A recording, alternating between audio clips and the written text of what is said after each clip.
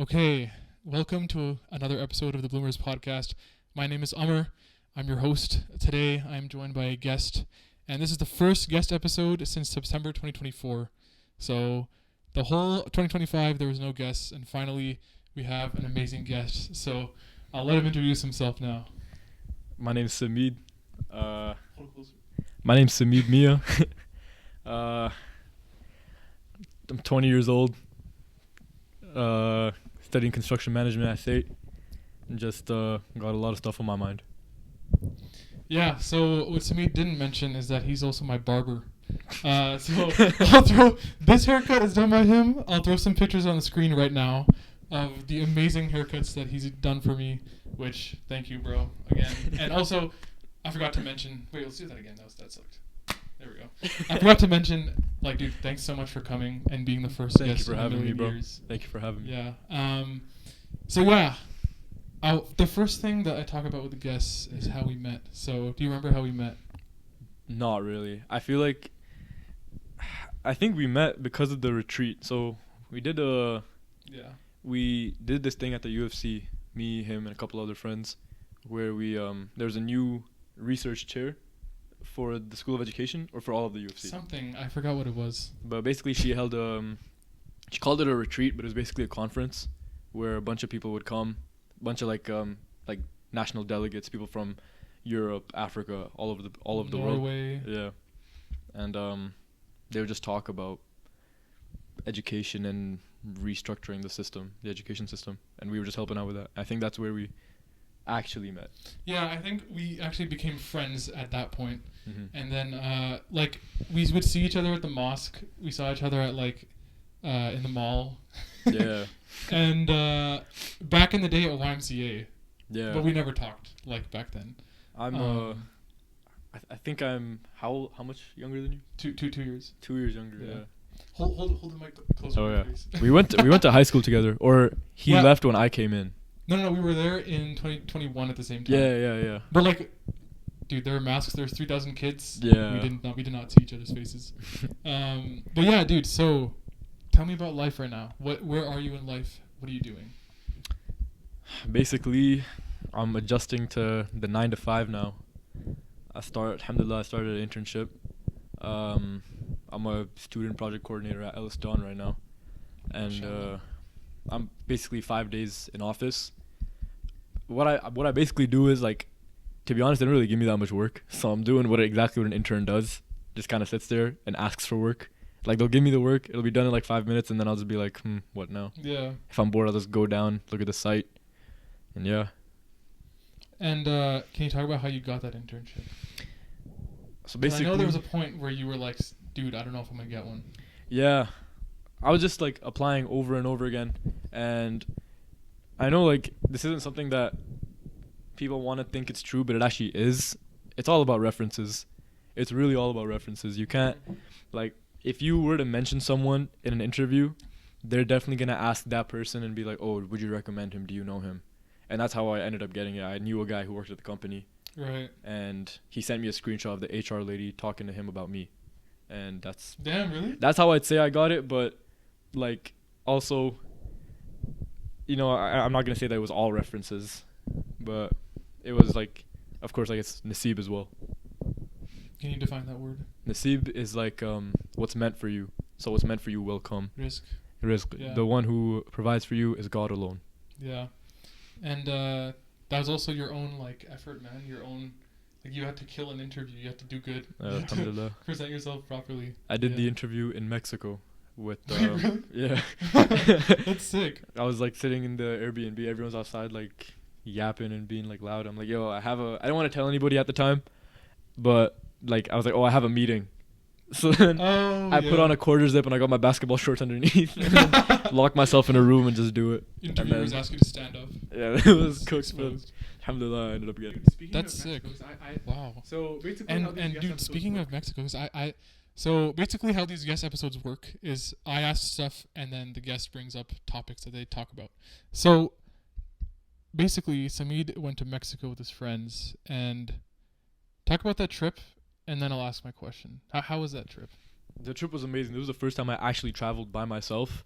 I went to New York by myself once, but I only traveled by myself for like a day. I had to meet someone there, but this Yeah. time I was actually there by myself and everything. Like of course I went with my friends, but without parents and stuff.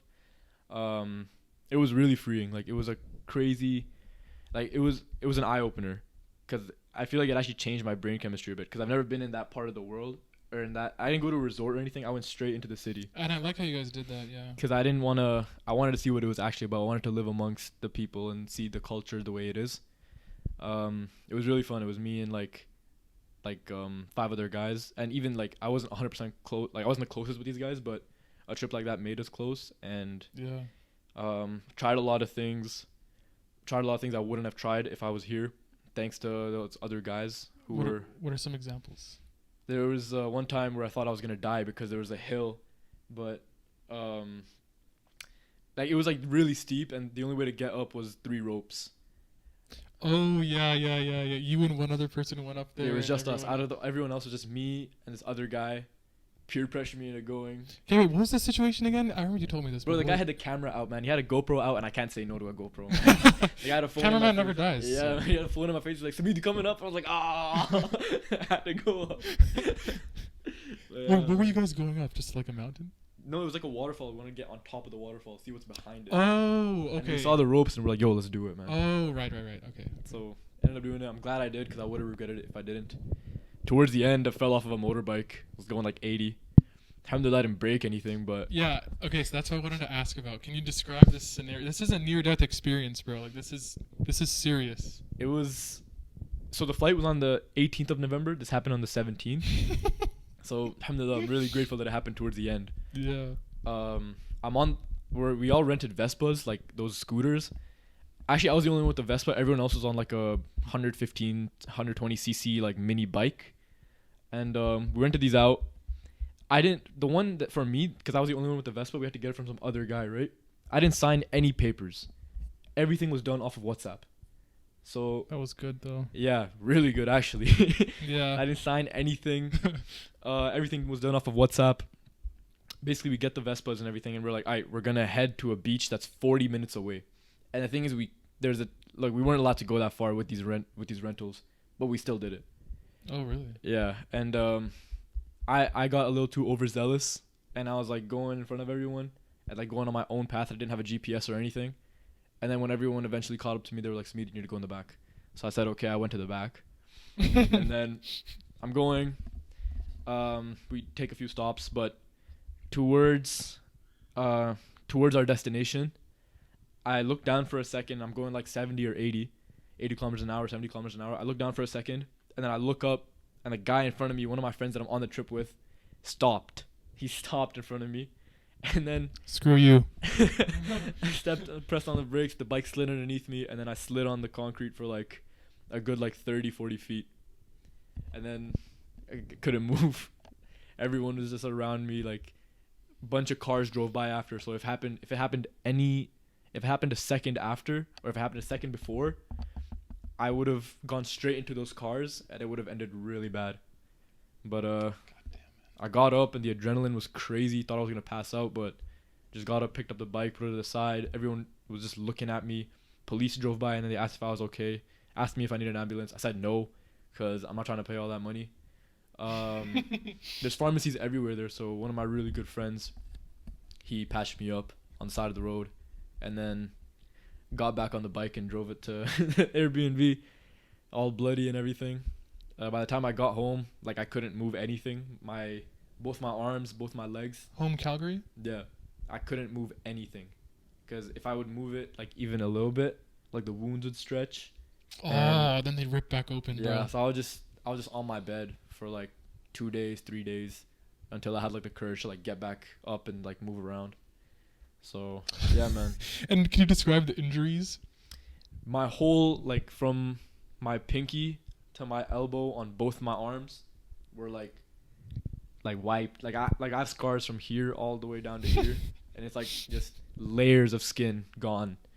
My knee was like properly cooked. Like it was like really. Remember that? It was like straight white, and then yeah, the knee took it took me like a month to get fully to like maybe like 70%, and now I'm like, alhamdulillah, moving around. But yeah, health is wealth. That's one thing I realized though. Health really is wealth. Yeah, expand on that. Like not being able to do everyday functions, it's insane, man. Like it's not. I can't imagine people who have to sit on a bed their whole lives, or people who have like they can't go to the bathroom by themselves, people who can't shower by themselves. Yeah. Like we can't be grateful enough for what we have. Like when we wake up, both our eyes open up and we're not grateful for that. We walk without any assistance, we're not grateful for that. We're able to brush our teeth by ourselves, drink, eat by ourselves, we're not grateful for that. But when you lose these abilities, that's when you realize that health actually is wealth. Yeah. But yeah, man, it's just one of those things that you need to be more think more about. What's it called? Yeah, that's like the you never know what you have until you lose it. Yeah. Type thing. So then, how did your parents react? I didn't tell my parents until I told my sister. She picked me up from the airport, went straight to the ER, spent 12 hours in the ER. Oh, right. And then my mom basically like blew up my phone asking me where I was because I was supposed to be home. And then sitting in the ER in the meantime. And then I come home and I'm like limping. I can't hide that from her.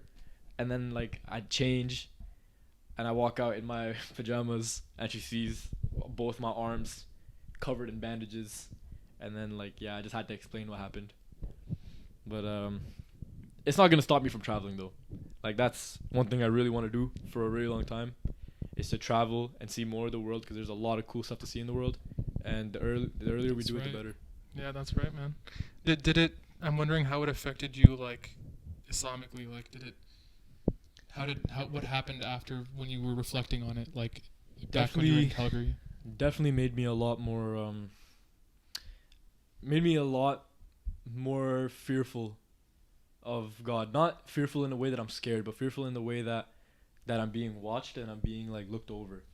Mm-hmm. And that I need to be grateful for the things that I have right now, and I need to take care of them, because this stuff is, our bodies itself is an amana, is a trust from God, and we need to use it in a way that, say for example, Amr was to give me something and he's like, Samid, hold on to this, I'm gonna come get it back in a month.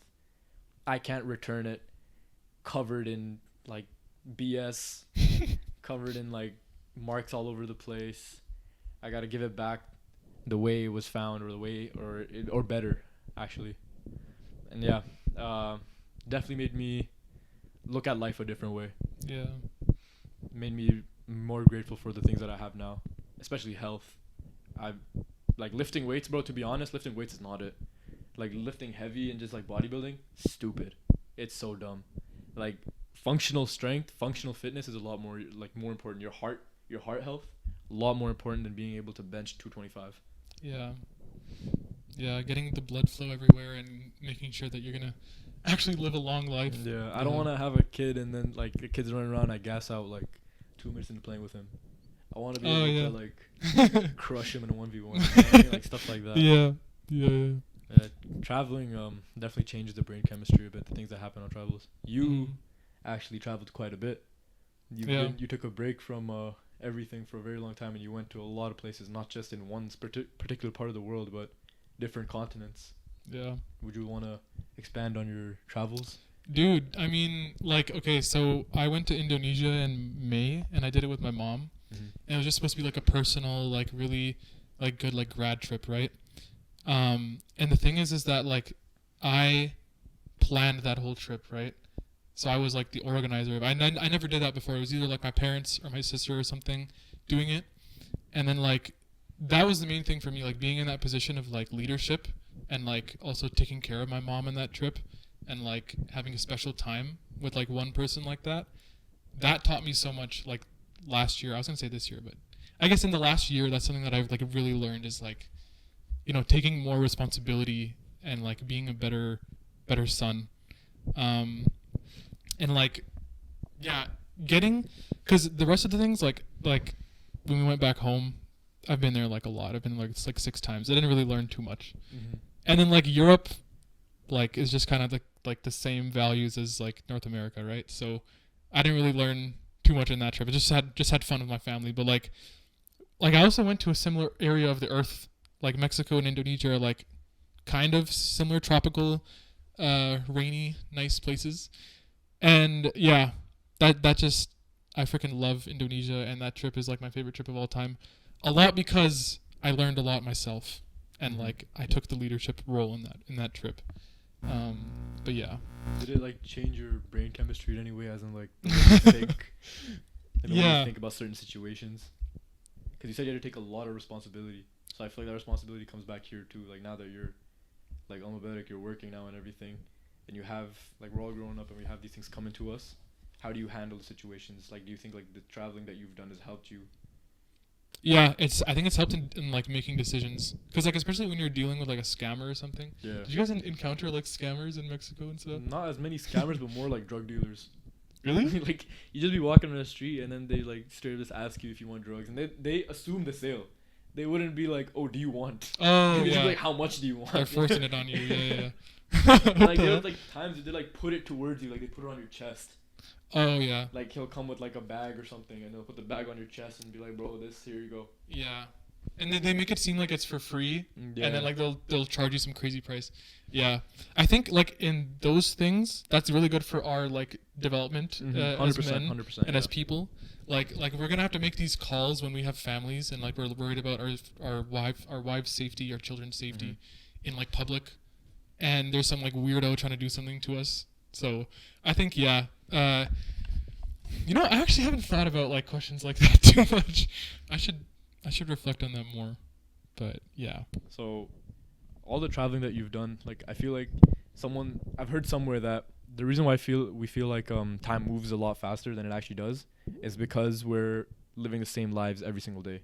Like we wake up at a certain time. Like if you're working a 9 to 5, you wake up at like 6, 7, right? 6, 7. You wake up at like 6 or 7, right? And then it's the same routine, like wake up, breakfast, shower, blah blah blah blah, right? Yeah. And then you commute there, work for 8 hours, commute back, get home, eat, get ready, gym, whatever, right? Mm-hmm. It's the same routine every day.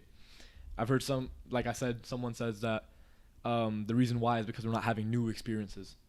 We're not having different, and that's the point that I think is the point of human life, is to experience new things. It's for life to be exciting. Yeah. Right? Like, and that's one thing I think travel does a lot for us, is that it takes us out of a familiar place. Like recently, ever since I started this internship, working 9 to 5, I've never worked a 9 to 5 before. This is really scary, to be honest. Like, it is so Really? scary, man. Like, sitting at a desk for 8 hours a day. I don't know if I can do it, man. Like, but the good thing is I get to like leave and go on site and like yeah, exactly. There's balance, right? mess around yeah. with people, you know? Yeah. Like, I could do that. But say, for example, like a guy like an accountant or something. Like, bro, Hell, dude. you're just sitting on a computer. I No agree. disrespect to accountants or anything. Like, me personally, I couldn't do that. But, like, okay, say, for example, you're sitting on a desk for 8 hours a day. Your goal should be to, once you're done, to do something new, to experience something new, to use your time that you have to do something that you've never done before. I started going, one of my friends, we signed up for a gymnastics class. I knew you were going into this. I knew that. Started doing gymnastics. I want to learn how to do a backflip. So I started doing that. I started doing hot yoga, which... I'm going to go with you Yes. like on one of these Thursdays, inshallah. Inshallah, man. Like, hot yoga is something crazy, man. Like, it's so hard. Like, I did not think it was hard, but then you get in that room and you start, like, sweating, dude. And, like, positions are insane, but you feel so good afterwards. And, like, what do you think? Do you think that it could be true that the reason why you're not, like, time is going so fast is because you don't experience new things? Dude, that's exactly true, bro. Like, the reason why, like, when I look at my life, when we look at our lives, what's going to stand out when we reflect is, like, the moments where we broke the cycle and where, like, we went and did something beyond just, like, things where we're, like, doing that we are robotic to and, like, are just doing every day.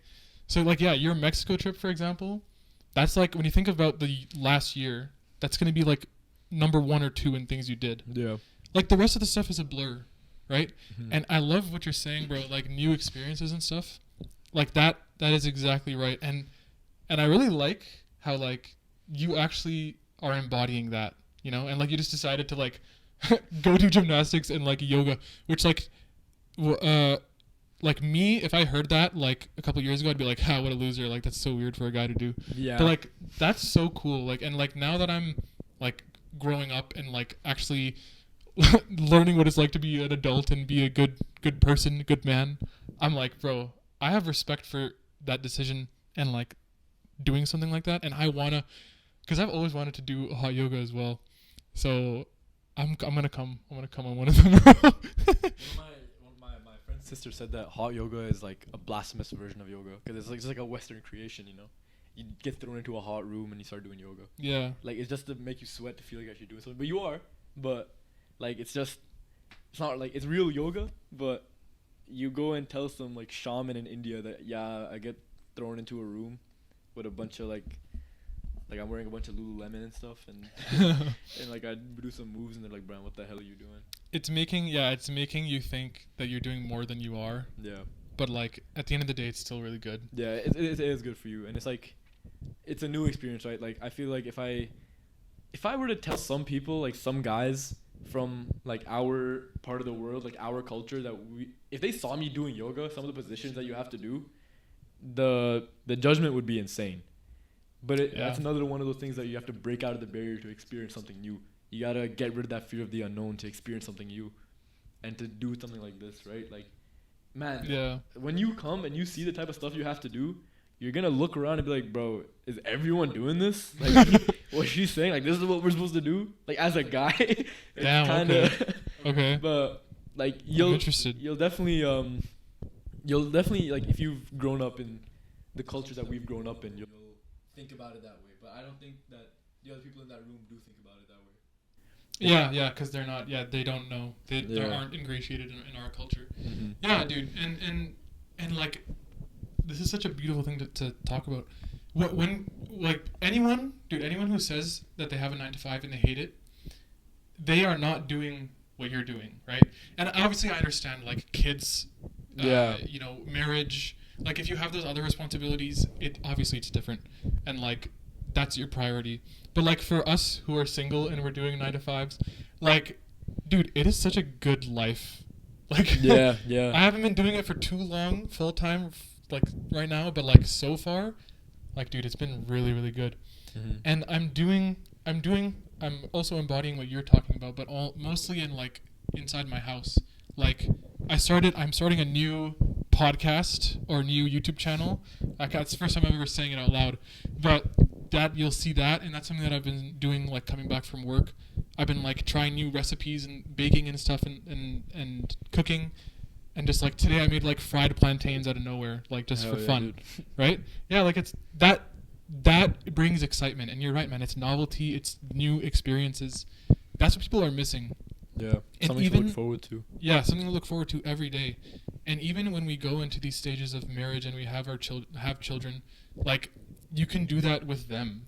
Absolutely. Like, dude, my parents used to always take us to like freaking soccer and like swimming and whatever, karate. And how class. Like there's a sweetness to that too. Yeah. You're doing it with people you love. Yeah, exactly. You ever sit with your family and you look at your family, you're just sitting eating together. Yeah. No one's on their phone, they're just eating together and talking. Just look at everyone around you. And it's one of those, the sweetness of life, beautiful. Right? Yeah. It's one of those things, to experience something new and exciting with someone you love. Yeah. There's exactly one quote that I don't know if it's a quote, but like one thing that I think about is like, there's no experience that isn't better with someone else. Yeah. Like, name one thing that's better alone than with someone else, except like recharging when you're like introverted like me or something, you know? Other than that, bro, every experience is better with another person. Yeah. And especially, when it's like your children or your wife, dude, that's even better. So it's all about how you like structure, and that's how you structure your life, and having a value like that, I think is something that like will really make you like continuously happy. Mm-hmm. Strengthening those bonds as well, right, with people you love, like for the Mexico trip or just traveling in general. I had that idea in winter break where I was like, I need to travel. If I have free time, I need to do something with it. Yeah. I can't be sitting at home on my phone. And these feelings came after being like a bum, like after being just sitting at home on my butt, bro, just on my phone, like scrolling on reels, watching Adventure Time, doing nothing productive, bro. Like that's when these ideas come up. That's when you're like, bro, like there's got to be more to this. My whole thing was like, okay, I'm gonna travel in reading week. I'm gonna ask people if they want to come. If they don't come, I'm gonna go by myself. And I definitely like. I would have gone by myself, and I would have had fun. Like I would have experienced something new. And that's one of those things, right? Like you just like for me personally, if I see something, I love exploring different cultures. I love talking. Like if a guy doesn't speak English and I only speak English, I love it, bro. Like using my hands to talk and like using what barely any Spanish I know. I love trying to communicate that way. Yeah. But doing it with friends, bro. Some of these people I wasn't like I've known them since high school, but I barely ever spoke to them. But now I went on a trip and I lived with them for a week. I'm so much tighter with them than I was before. Yeah. Bro, like experiencing something new with people you love or people you want to build a relationship with. It's one of the sweet tastes of life. And I think we need to implement this a lot more than we do. We get busy with work, we get busy with our goals, but we don't take the time to do these things. Yeah. And you, dude, I agree with all that. And you brought up culture, bro. Like, especially in our culture, where, like, I feel like there's a lack of parents, like, coming up with the cool ideas for, like, families to hang out and, like, do things. I think that's something that's lacking. Usually the children now in this generation is the children who are like, yo, let's go and do something. Yeah, exactly. Like, I know at least in my family, like, my mom has gotten a lot better at it, but, like, it's mostly my sister, way more than me, planning all the ideas, but also it's me. Like, yesterday we went to, like, eat out, which was my mom's idea, and then we went to a Middle Eastern coffee shop, which was very fire, that we're going to go to in, like, an hour. Like, that is a new experience that we didn't do. And even on a small scale like that, it builds that new memory, and it makes your life not feel like a blur when you look back. I think that's the main thing, right? Yeah. To, like, think every day is a new day. Yeah. Something to look forward to every day. I love spending time with my family, man. Like, just going outside to eat like that. Yeah. Outside to eat, going to a coffee shop. Love spending time with my family. And I'm grateful that I have that relationship with my family. Like, everyone, my parents love each other. They love their kids. Me and my sister are really tight. Like, that's another thing to be super grateful for, man. These relationships that we have. A lot of people don't have it, bro. Yeah. And, like... Especially, I felt that when I first came to Canada. Like, when I first came here, I came here in grade 4. Like, came here in 2014. I thought that it was part of Canadian culture to get divorced. Because every kid had a stepdad, stepmom. They're calling an adult by their first name.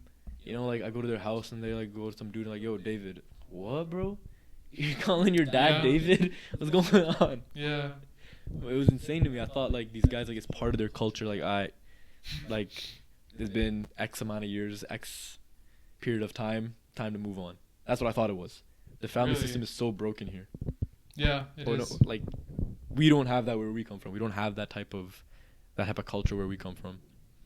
And that just made me even more grateful. Like, at a young age, I was just like, wow, man, I'm so grateful that I have such a good family dynamic. You're very grateful, bro. Yeah, that's all I've been talking about. Yeah. Like, mashallah, no, it's a really good thing to have. That's like half of faith. You know how they say in Islam, like, you're either in a state of gratitude or patience. Like, those are the two, or both. Those are the states that you're in when you're, Muslim. So that's good. That's amazing, dude.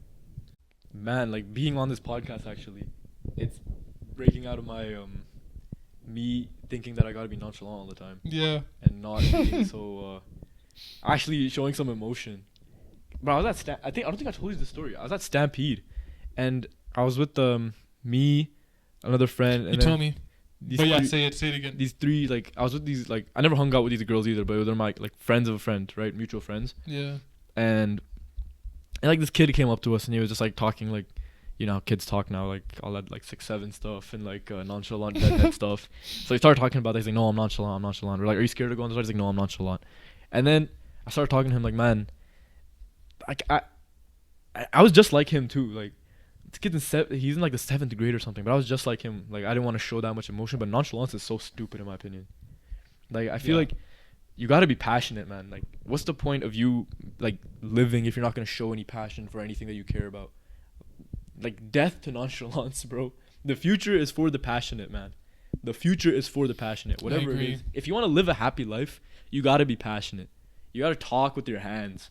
You got to talk with some Charisma, charm. Exactly, man. You gotta care about the things you do. You can't just Yeah. move willy-nilly in life, not care about this stuff. Oh, there's a cat over there, but you don't want to show people that you think that cat's cute. You don't want to go pet it. No, man. You gotta go pet the cat. You gotta get that out of you, man. You gotta be passionate about what's going on around you. That's how you make life more colorful, man.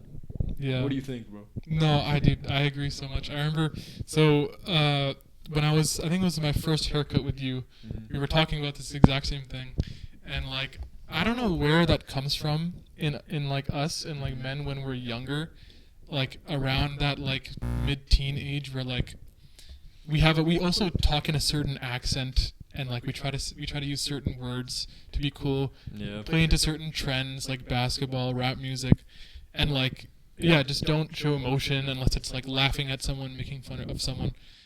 I don't know where all that comes from, but I feel like it's always about like appearing cool and yeah, nonchalant, trying to fit in.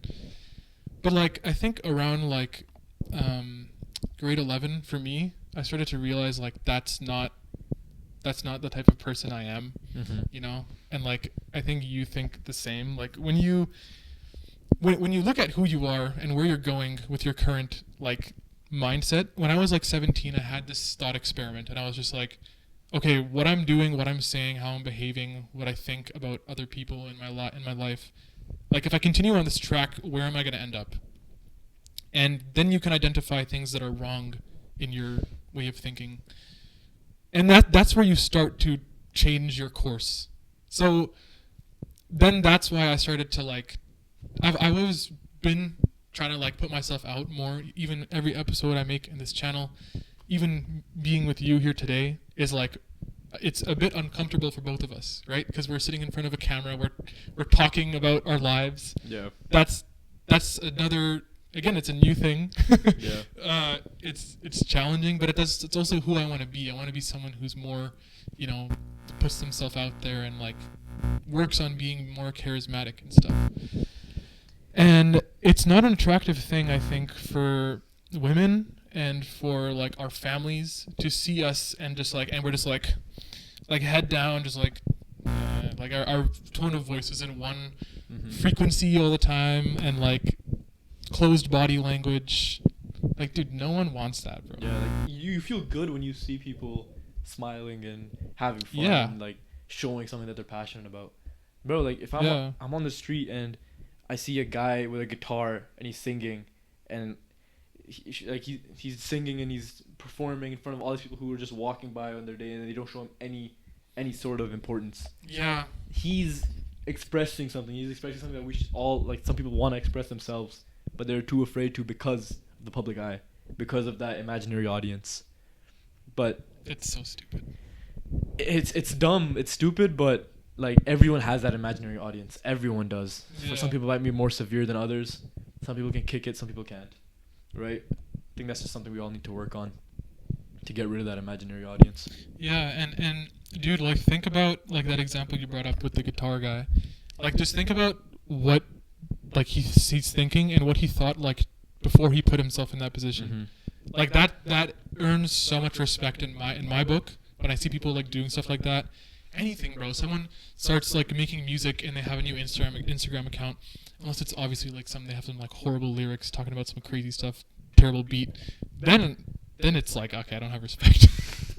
But like for the most part, when people have creative outlets or they're like talking and smiling, because yeah, dude, like you said, we like to see other people smile. We're attracted to charisma. Yeah. We're inspired by other people's charisma. Yep. Right? That's how it should be, bro. We're in such a negative world, and like, why? Sounds so corny. Why should we continue this cycle of negativity and like bring each other down?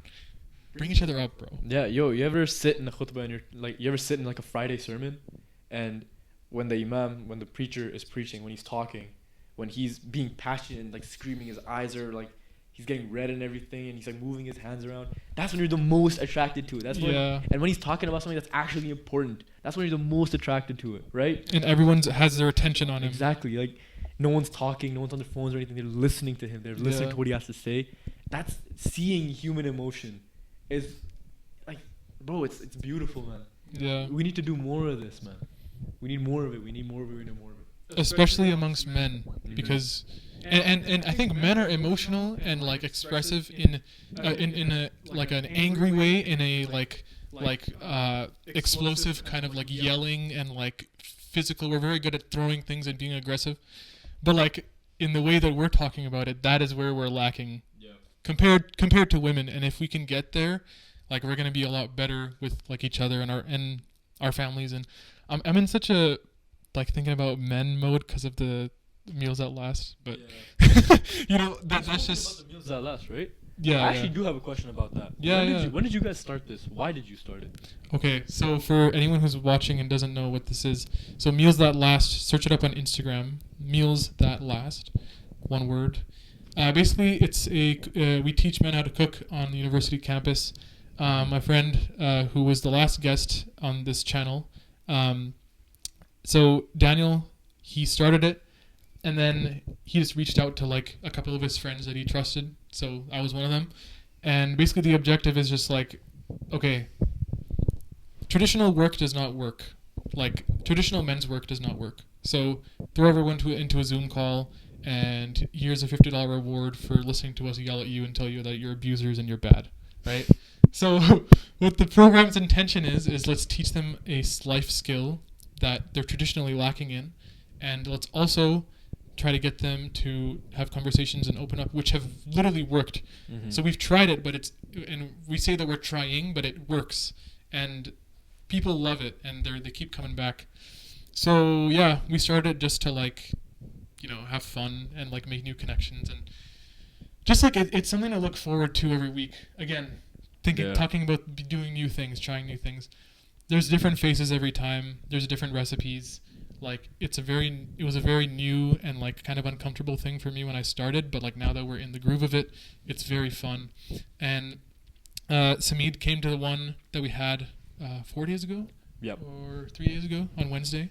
So yeah, very fun. My experience there was actually very it was fun, yeah, but I went mostly with the intention to want to experience something new, but also to have some time with my friends because I knew they were gonna go as well. But yeah, I came a little early, and I was thrown into like having to meet people that I've never met before and see them. Right, I remember that. Yeah. Like, it was kind of awkward at first, and because I was the way I thought about it is that this isn't natural, that I'm meeting these people naturally. When you meet someone new naturally, it's not as awkward. It's easier to get along. But when you get thrown into an environment and you're sitting next to this guy you've never seen before, for me at least, that's a little intimidating, like having to talk to this guy and everything. But then, as everything, you take time with it and you warm up to each other. It was a good experience, and now I feel like I've actually made a good connection. I met one of the guys that I met for the first time at that class. I met him today at Costco. Really? Said what's up to him, yeah. Damn. That's fire. Yeah, and we chopped it up, man. It was cool. I didn't go with the intention of meeting new people. I didn't go with the intention of like learning something new about like masculinity or learning something new about how to deal with being a man in this generation or anything. Yeah. I just went to have fun, but I did learn a few things. I met new people. It was pretty cool. Yeah, and that makes it a rewarding thing and very fun. When did you come to Canada? What was it like? Where did you come from? When did you come here? And what was it like growing up? I can't believe I never told you this, bro. I was born and raised here. What? Yeah. In Royal Alexandria Hospital, in the oil town, Oilers town, and then moved to Calgary in 2014. So I've never not lived in Canada, but like I've been to Pakistan like 7 times, and I don't know, like Europe twice, and whatever other places, China, Indonesia, whatever. But you asked like 3 questions. What were the other ones? That's kind of the main one, man. Like, I feel like now, especially doing things like experiencing new things such as the cooking class, going to yoga, going to like boxing classes and stuff, going to random classes, I'm meeting a lot of like newcomers. And and especially now, being a uni student, meeting a lot of international students. Mm-hmm.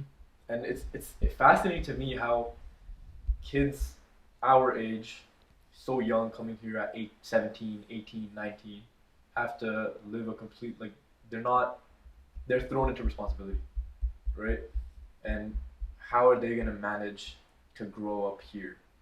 How are they gonna manage to get rid of like aspects of their culture that don't fit in to Canadian society? Which I'm not saying they should. Like Mm-hmm. Canada's a very diverse place, and every single, at least me, I felt very welcome coming here and being myself. I didn't have to sacrifice any part of my culture or any part of my religion or anything. Yeah. But it's definitely difficult, especially if you're so young and you don't have supports. It's definitely stressful, man. Yeah. I see. I can't relate because like I did have a lot of like yeah. I guess me and you we can't relate to that because like we had that support and like I always had like Islam as a well not for my whole life. I think I just truly discovered Islam like in 2020 like when I was 17. But like I never didn't have like a good anchor, which was my family, right?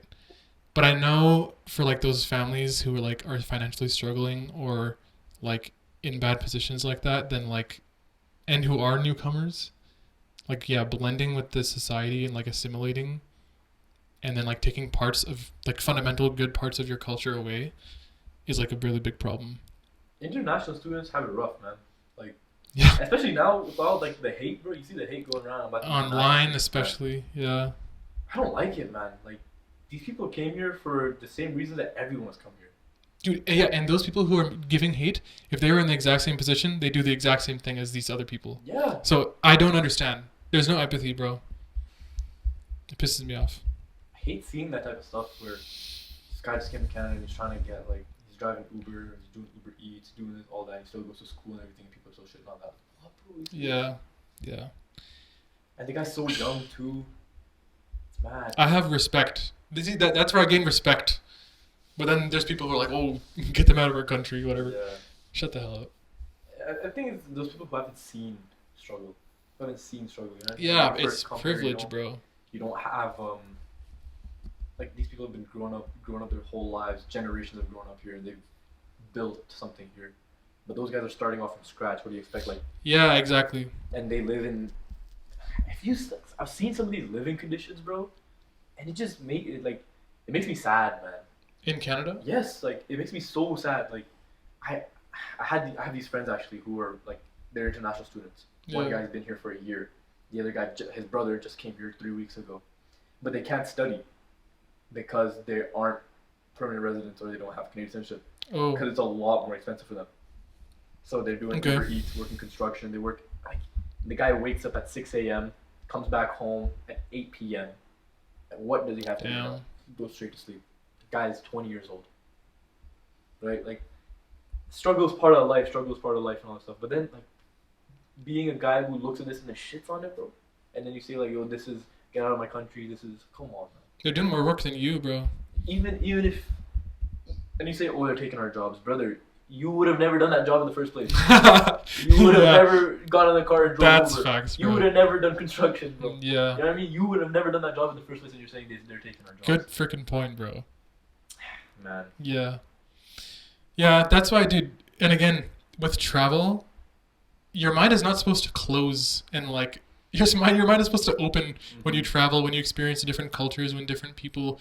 Yeah, again, like you mentioned with the language speaking thing, like when someone doesn't speak English or whatever, like that opens doors. That's supposed to open. That's all what human connection is, man. That's like the most beautiful part of life.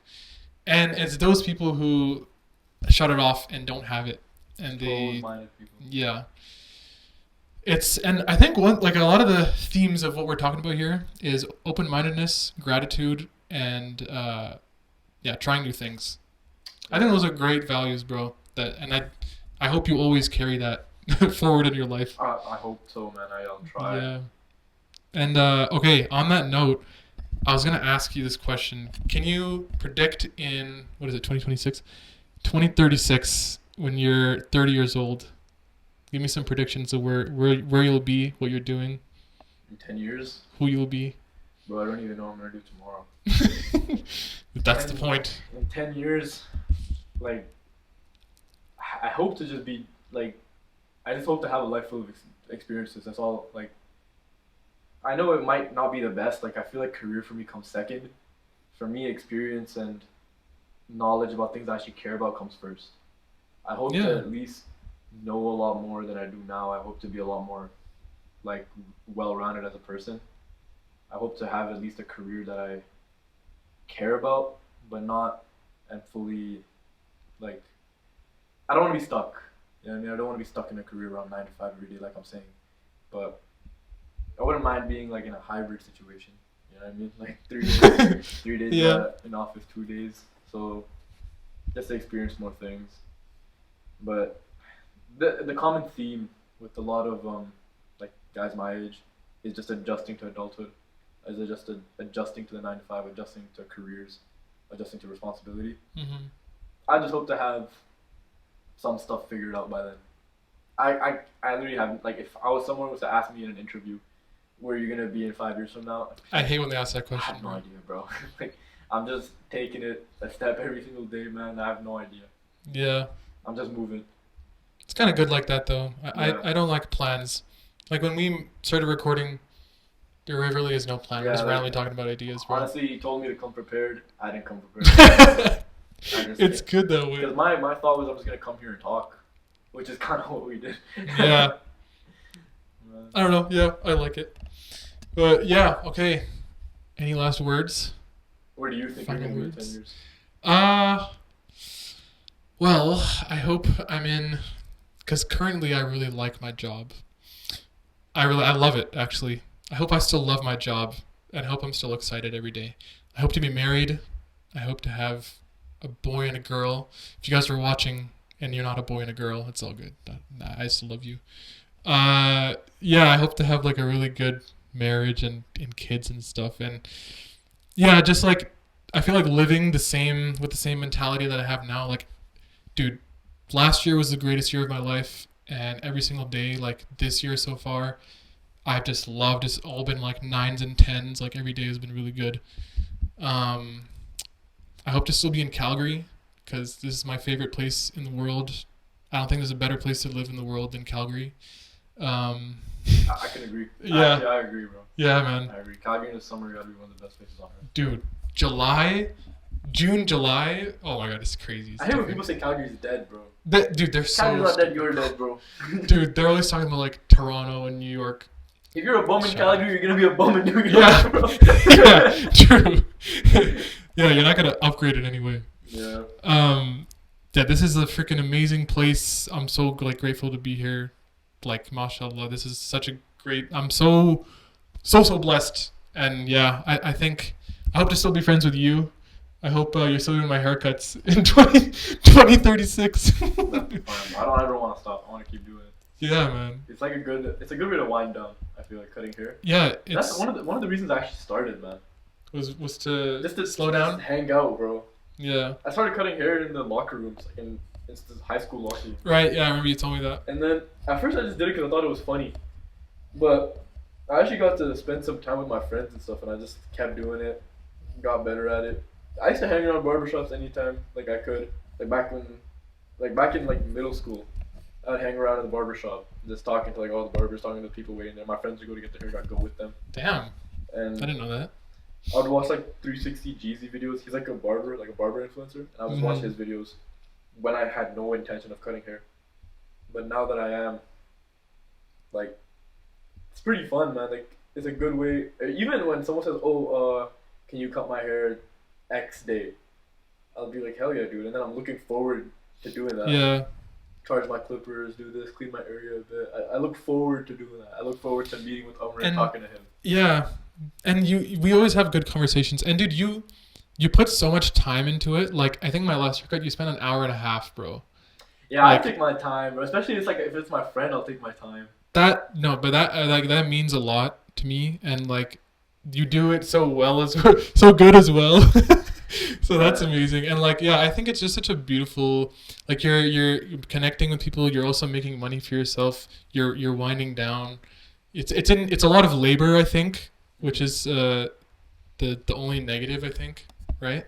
I feel good after though. Like I feel like I earned whatever I feel like I had a good conversation. I sit down and like, you know when you stand up for a really long time and you're like working out or something, you sit down Oh, and it all like comes down. yeah, It yeah, feels yeah. good, bro. You know what I Mm. mean?